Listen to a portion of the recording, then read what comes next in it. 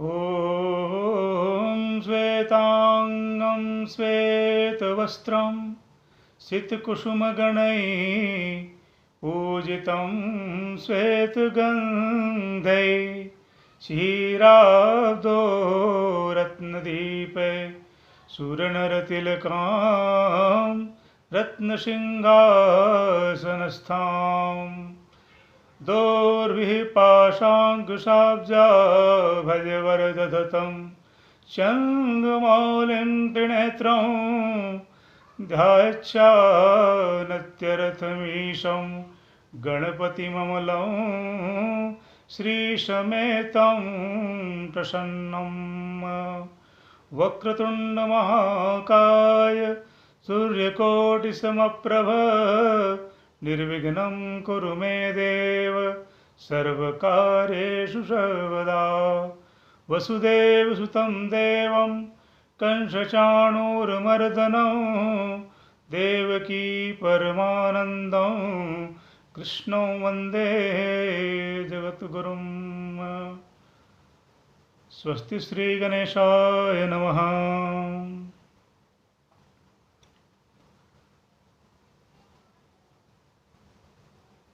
आप सभी को गणेश चतुर्थी की शुभ मंगल कामना।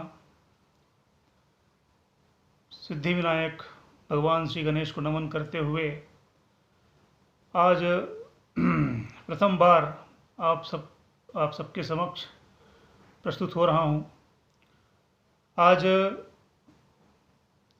मन बहुत व्यथित था और इसका कारण भी जो मेरी बुद्धि के अनुसार बहुत बड़ा कारण है। अभी वर्तमान समय में गौ माता को राष्ट्रीय पशु घोषित करने का अभियान चल रहा है।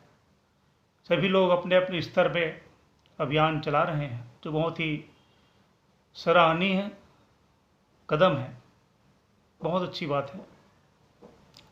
लेकिन मेरी बाल बुद्धि के अनुसार गौ माता कोई पशु नहीं है और गौ माता को राष्ट्रीय पशु कहना भी अपने आप में एक गलत शब्द का चयन किया गया है,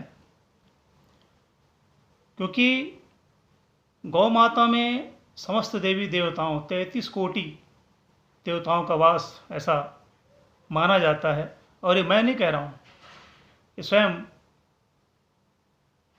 कथा भागवत कथा में जो जितने भी कथावाचक हैं सभी कहते हैं और सही भी कहते हैं, क्योंकि जिस गौ माता की सेवा के लिए स्वयं महानारायण का अवतार हुआ था, उस गौ माता की स्थिति वर्तमान समय में कैसी है, ये जो विचारणीय विषय है। क्योंकि भगवान स्वयं द्वापर युग में गोपाल बनकर ही आए थे, गोपाल बनकर ही उनका जन्म हुआ था, गोपाल सेवक, गौ सेवक करने के लिए। और चूंकि भगवान के किसी भी अवतरण का हेतु क्या होता है, तो गोस्वामी जी ने बहुत सुंदर बात लिखी है कि विप्रधेनु सुरसंत हित लीन मनुज अवतार। विप्र, गौ माता, धेनु, सुर और संत, ये चार प्रमुख कारण होता है भगवान नारायण के अवतरण का। और चूंकि मैं आज का विषय मेरा पूरी तरह गौ माता पर ही आधारित है और जो चार पुरुषार्थ बताए गए हैं, पुरुषार्थ चातुष्टय, भगवान ने स्वयं गीता में कहा है कि धर्म, अर्थ, काम और मोक्ष, कहीं न कहीं भगवान का जन्म का हेतु और ये चार पुरुषार्थ एक दूसरे से मिलते हैं। समझने का प्रयास करिएगा। मैं अपने बाल बुद्धि के अनुसार प्रयास कर रहा हूँ, क्योंकि देखिए विप्र जो हैं उनको धर्म का प्रतीक माना गया है,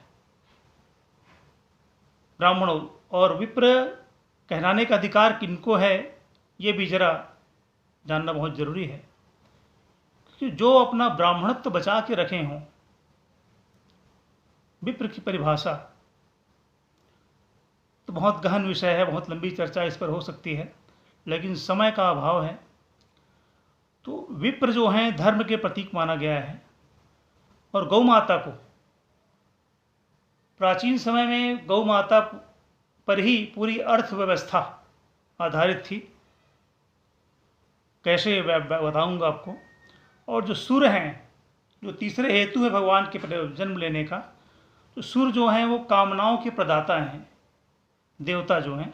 हमारी कामना, जो भी कामना हमारी होती है, उसके प्रदाता सूर्य होते हैं। और जो चौथा हेतु है भगवान के अवतरण का, संत, वो मोक्ष के प्रतीक माना गया है। उनको मोक्ष का प्रतीक संत को माना जाता है। क्योंकि आज की स्थिति विशेष इसलिए भी है कि पता नहीं क्यों बहुत दिनों से मन व्यथित था।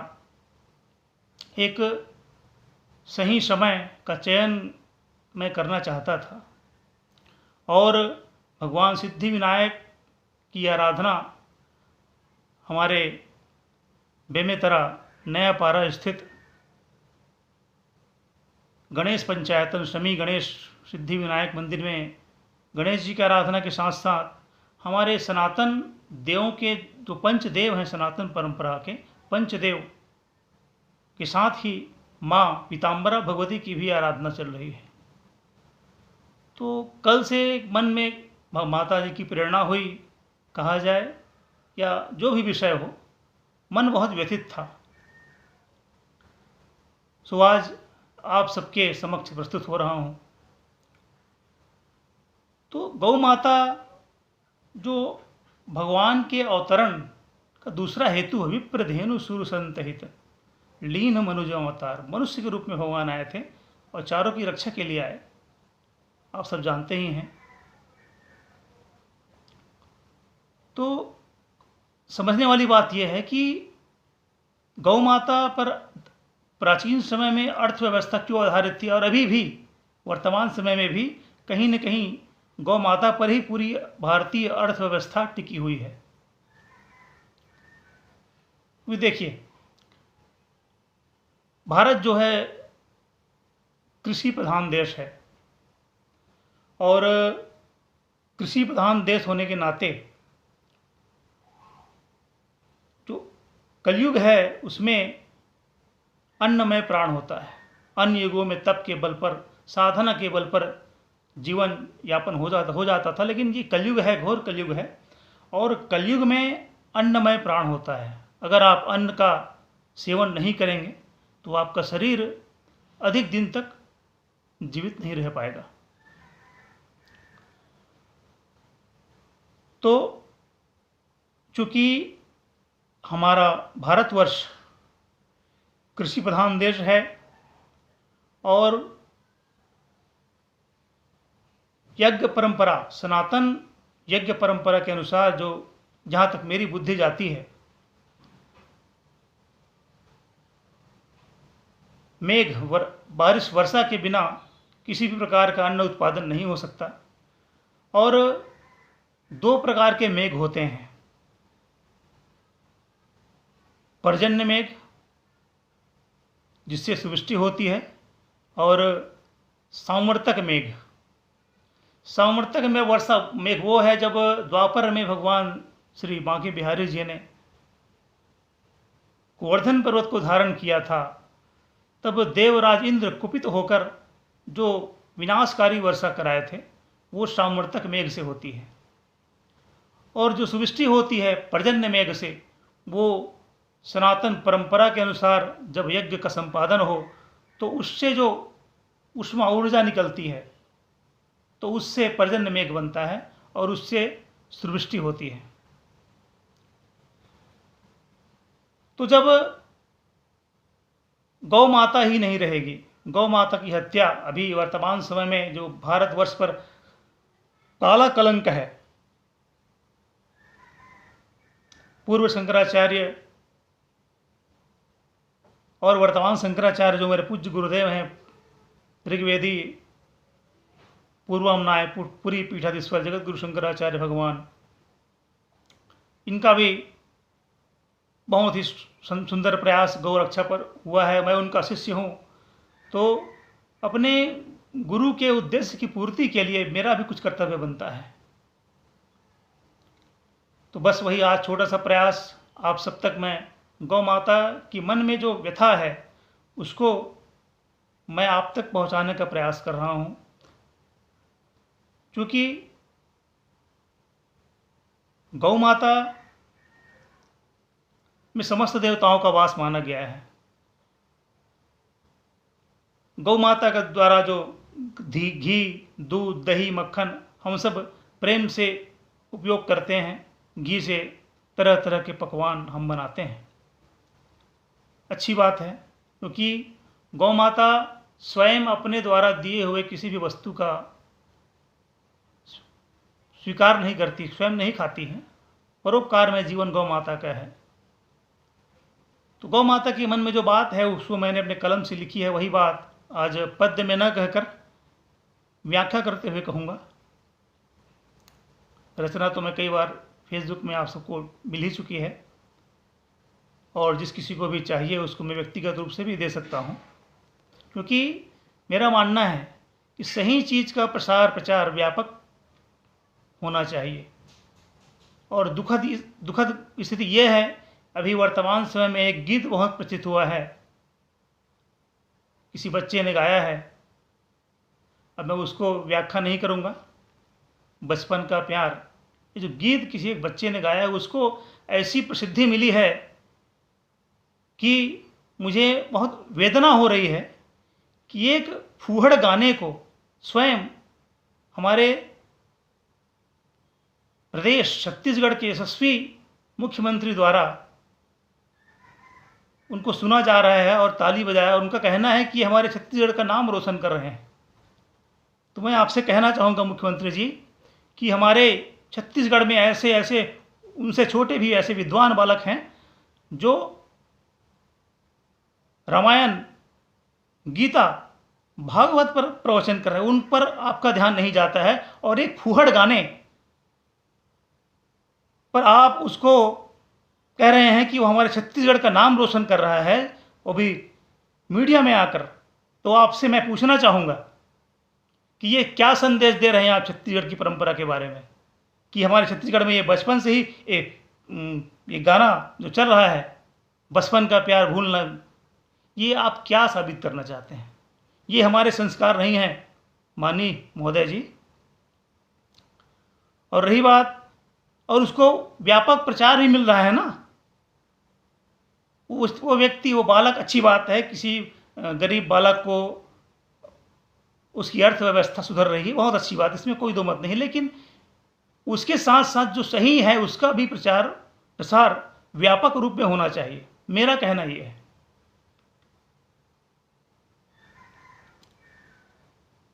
तो ये विषय से भटकाव हो जाएगी, लेकिन मैं मुद्दे की बात कहता हूं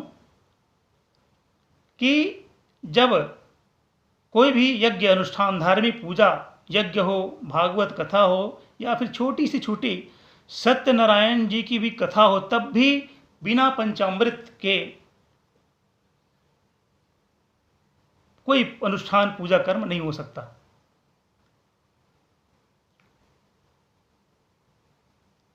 तो जब गौ माता ही नहीं रहेगी, गौवंश को ही जिस बर्बरतापूर्वक समाप्त किया जा रहा है, उस स्थिति में अगर स्थिति यही रही तो गौ माता नहीं रहेगी। जब गौ माता ही नहीं रहेगी तो वो पंचामृत आप कहाँ से लाओगे? ये जर्सी गाय से लाओगे? क्योंकि गौ माता का भी वेदों में लक्षण बताया गया, वेद लक्षणा जो गौ माता है,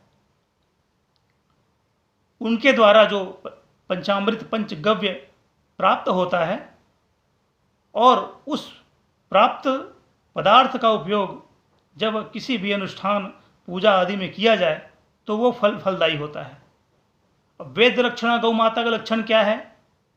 पहला तो सींग हो, सींग वाली हो गौ माता, गले में झालर हो, और कुबड़ हो।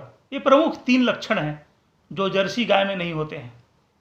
और एक प्रमुख लक्षण और है, वो उच्चारण करती है तो माँ बोलती है। ये प्रमुख लक्षण वेदों में जो गौ माता के लक्षण बताया गया है वो लक्षण मैं बता रहा हूं। तो जब गौ माता ही नहीं रहेगी तो यज्ञादि में आहुति जब देते हैं, स्वाहाकार करते हैं, तो घी नहीं रहेगा, और घी हमको गौ माता से मिलती है। तो और आपको बताना चाहूँगा, वर्तमान में कोरोना महामारी का अभी संकट काल चल रहा है, तो लोगों को ऑक्सीजन की ज़रूरत पड़ रही है। आपको बताना चाहूँगा कि जब गौ माता के गोबर के कंडा होता है, उसमें अगर 2 बूंद देसी घी का भी डाला जाए तो 1.5 टन ऑक्सीजन निर्मित होता है वातावरण में।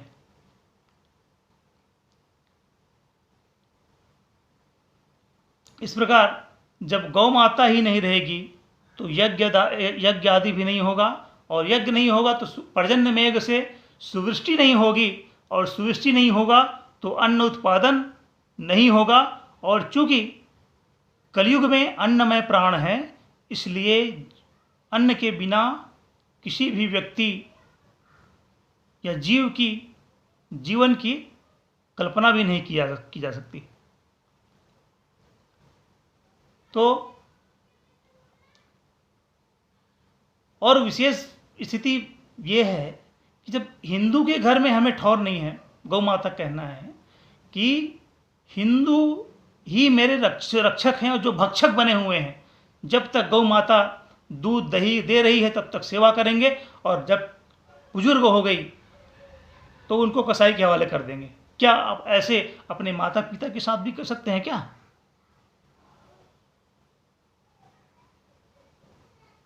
और गौ माता कोई स्थान नहीं है हिंदुओं के घर में, लेकिन कुत्ते बिल्ली पालने का बड़ा शौक चला है। आपको मैं बताना चाहूँगा कि जब मृत्युशैया पर व्यक्ति पड़ा होता है तो उसको किसी कुत्ते का पूंछ नहीं पकड़ाते हैं, या फिर आपको लगता है कि वो कुत्ता हमें वैतरणी तार देगी तो उस कुत्ते का पूंछ पकड़ना, लेकिन गौ माता ही हमको इस तारने वाली है वैतरणी से, तो गौ पूंछ ही पकड़ाया जाता है, ना कि कुत्ते बिल्ली का पूंछ। ठीक है, अगर किसी जीव का पालन हो रहा है 2 रोटी उसको भी दो, लेकिन प्राथमिकता तय कर लीजिए कि एक कुत्ता को प्रातःकाल देखना ज़्यादा शुभ है या गौ माता, क्योंकि गौ माता में समस्त देवताओं का वास है। मैं आपको एक एक देवता 33 कोटि देवता भगवान जो हैं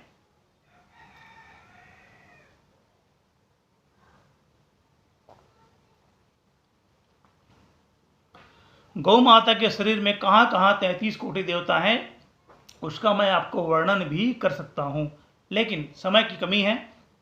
फिर भी मैं जहाँ तिलक करते हैं वहाँ की बात करता हूँ। जहाँ मस्तक पे गौ माता का तिलक करते हैं वहाँ साक्षात शिव भगवान विराजमान हैं। एक आँख चंद्रमा है, एक सूर्य है। व्याख्या बहुत लंबी हो जाएगी।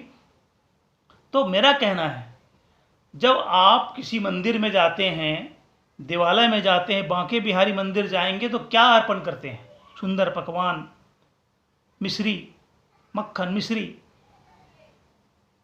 56 भोग लगाते हैं।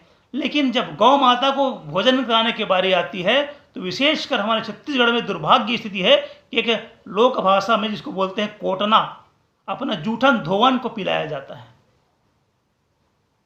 ठीक है, लेकिन गौ माता उसे भी स्वीकार करती है, और गौ माता क्षमाशीला है, क्योंकि वो पृथ्वी का आदिदेवी स्वरूप है। जब भी पृथ्वी आक्रांताओं से, दुराचारियों से पीड़ित होती है तो गौ माता का रूप धारण करके ही भगवान के पास जाती है।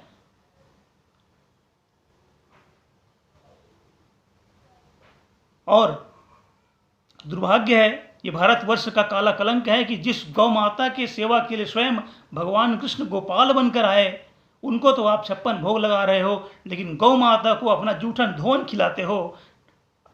ये आपको विचार करने वाला विषय है, विचार नहीं तथ्य है कि गौ माता को क्या खिलाया जाए।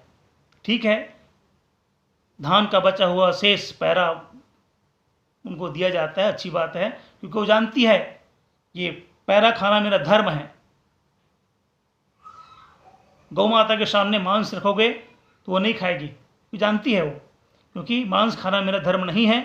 सिंह के सामने यदि आप घास रखेंगे तो वो भी नहीं खाएगी, क्योंकि जानता है सिंह कि घास खाना मेरा धर्म नहीं है। लेकिन बलिहारी है आज के मनुष्यों की कि गौ माता, जानवर लोग को भी पता है कि हमारा धर्म क्या है, और जो बुद्धि जिनको भगवान ने दिया है, विवेक दिया है, वो आज मांस और मदिरा का भक्षण कर रहे हैं। तो आपको मैं बता दूं, यदि आप मदिरा का सेवन कर रहे हैं तो आपकी गिनती असुरों में की जाएगी, क्योंकि समुद्र मंथन से मदिरा भी उत्पन्न हुई थी, और जब उसका विभाजन किया गया तो वो देवताओं को नहीं, मनुष्यों को नहीं, दैत्यों को मदिरा का अधिकार दिया गया था। तो और ये दुर्भाग्य है कि आज की चुनाव पद्धति, जब जब चुनाव होता है तब तब घरों घर मदिरा पहुंचाई जाती है, क्योंकि वोट की राजनीति है। मैं किसी पार्टी विशेष का नहीं हूं, मैं अपने गुरु जी का एक शिष्य हूं और एक शिष्य की परंपरा का ही निर्वहन कर रहा हूं। क्योंकि जिस प्रकार से गौ माता की स्थिति है वो बड़ी दयनीय है सज्जनों। अभी भी समय है, आप चिंतन कीजिए, विचार कीजिए, क्योंकि वैतरणी जो नरकों में मानी गई है, वैतरणी जो नदी है, उसको गौ माता ही पार लगा सकती है, और गौ माता का संरक्षण हो, यही मेरे मन में भाव है। तो कहीं न कहीं जो भगवान के जो हेतु हैं, विप्र, धेनु, सुर और संत, तो जो सुर होते हैं, देवता जो हैं, वो समस्त कामनाओं की प्रदाता होते हैं, और संत जो हैं, और मैं आज के तथाकथित संत की बात नहीं कर रहा हूँ, कुछ संत ऐसे भी जो महामहिम हैं कि जो समोसा के चटनी में आशीर्वाद बांट रहे हैं। बहुत ही कष्ट होता है जब देखता हूँ, तो बस थोड़े समय और लूँगा आपका। महाशय जी आसन में बैठे रहेंगे। किसी ने पूछ दिया, महाराज जी आज मेरी नौकरी कब लगेगी, कमाई नहीं हो रही है, तो वहाँ से पूछते हैं कि सुबह नाश्ता क्या किया था, और कहते वो कुछ तो खाया रहेगा, तो बोलता है महाराज मैंने समोसा खाया था। तो वो वहाँ से कहेंगे चटनी कौन सी खाई थी, तो भाई कुछ ना कुछ तो बताएगा। उसने कहा प्रभु हरी चटनी खाई थी। तो वो जो तथाकथित संत हैं, वो उनका कहना है यहीं पे कृपा रुकी है, आपको लाल चटनी खानी चाहिए। तो ऐसे ऐसे संत हैं जो अपने आप को संत कहते हैं, और बलिहारी जाऊं ऐसे लोगों की बुद्धि की मैं, जो टिकट लेकर उनको सुनने जाते हैं। सबका अपना अपना विवेक होना चाहिए कि कहाँ जाएं और कहाँ ना जाएं। तो विषय से न भटकते हुए मैं पूरी तरह गौ माता पर ही केंद्रित रहना चाहता हूं, लेकिन आज की स्थिति को देखते हुए बीच में मुझे कुछ विषय बदलना पड़ रहा है, क्योंकि भगवान के हेतु में विप्र धर्म के प्रतीक हैं, धेनु अर्थ के प्रतीक हैं, सुर काम के प्रतीक है, कामनाओं के प्रदाता हैं, और संत तो है मोक्ष के प्रतीक हैं।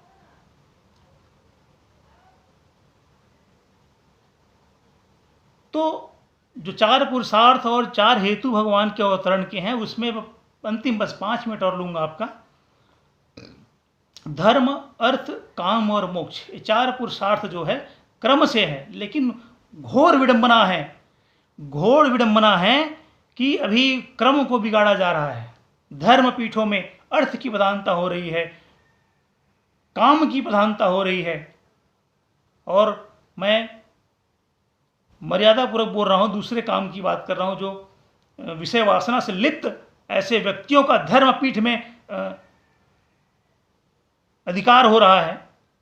तो घोर वेदना के साथ मैं कह रहा हूं कि जब जब होई धर्म की हानि, बाढ़हि असुर अधम अभिमानी, तब तब प्रभुधर विविध शरीरा।